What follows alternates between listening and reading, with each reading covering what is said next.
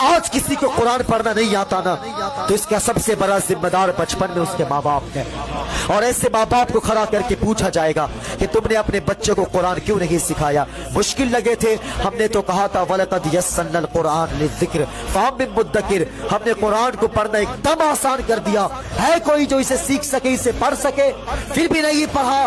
ایسے ماں باپ کو جواب دہی کرنی پڑے گی۔ ہم نے بہت بڑی غلطی کیا ہے صاحب، ہم نے کہا مولانا ہمارے بچے کو بھی آدھا گھنٹہ قرآن پڑھاؤ، اور کل ہو کر کے 35 منٹ دیر ہو جائے، ہم فون کر کے کہتے ہیں مولانا بچے گھر نہیں آئے ہیں، 5 منٹ دیر ہو گئی ہے، کہو کیا بات ہے؟ اللہ اکبر کہتے 5 منٹ اسکول کے لیے دیر ہو گئے ہیں، اور تمہیں غیرت آنی چاہیے، تجھے شرم آنی چاہیے۔ 16 گھنٹے تجھے کتا بلی سکھایا ہے، لیکن قرآن کے لیے صرف آدھا گھنٹہ دیا ہے۔ میں کسی تعلیم کے مخالف نہیں ہوں، میں دعا کرتا ہوں ہمارے قوم میں بھی ڈاکٹر، وکیل، انجینئر پیدا ہو، لیکن یاد رکھنا یہ سب کچھ بعد میں ہو، مصطفیٰ کا غلام پہلے ہو۔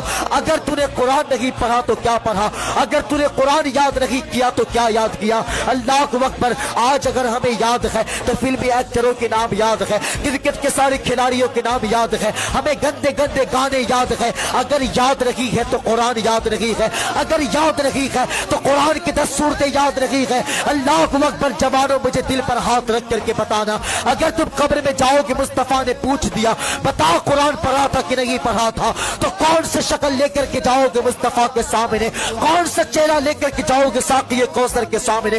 یہ وہی کتاب ہے جو مصطفیٰ کے سینے پہ اتاری گئی ہے، یہ وہی کتاب ہے جو مصطفیٰ کو تحفے کے طور پہ پیش کیا گیا تھا۔ اللہ اکبر، یہ وہی کتاب ہے جس کے بارے میں کہا گیا ہے یہ ہماری کتاب ہے، ہم ہی اس کی حفاظت کریں گے۔ تم اس قرآن کو بھی کھول کر کے نہیں دیکھے۔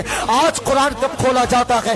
رمضان آئے تو قرآن کھولا جاتا ہے، باپ مرتا ہے تو قرآن کھولا جاتا ہے، 30 اور 40 میں قرآن کھولا جاتا ہے۔ میں اس بات سے انکار نہیں کرتا، تم جنازے میں بھی قرآن پڑھو، رمضان میں بھی قرآن پڑھو، لیکن بتاؤ تو صحیح صرف رمضان میں قرآن پڑھنے کے لیے آیا تھا، صرف 30 اور 40 میں قرآن پڑھنے کے لیے آیا تھا؟ نہیں میرے بھائی، یہ تو سلیقہ زندگی بتانے کے لیے آیا تھا، یہ تو طریقہ زندگی بتانے کے لیے آیا تھا۔ اس قرآن کو بھی تم نے کھول کر کے نہیں دیکھا ہے۔ اللہ اکبر، گھروں میں تلاوت قرآن کو عام کر دو، تعویذوں کی ضرورت نہیں پڑے گی۔ خدا کی قسم، ادھر قرآن پڑھا جائے گا، ادھر تیرے گھر میں خدا کا کرم ہو جائے گا۔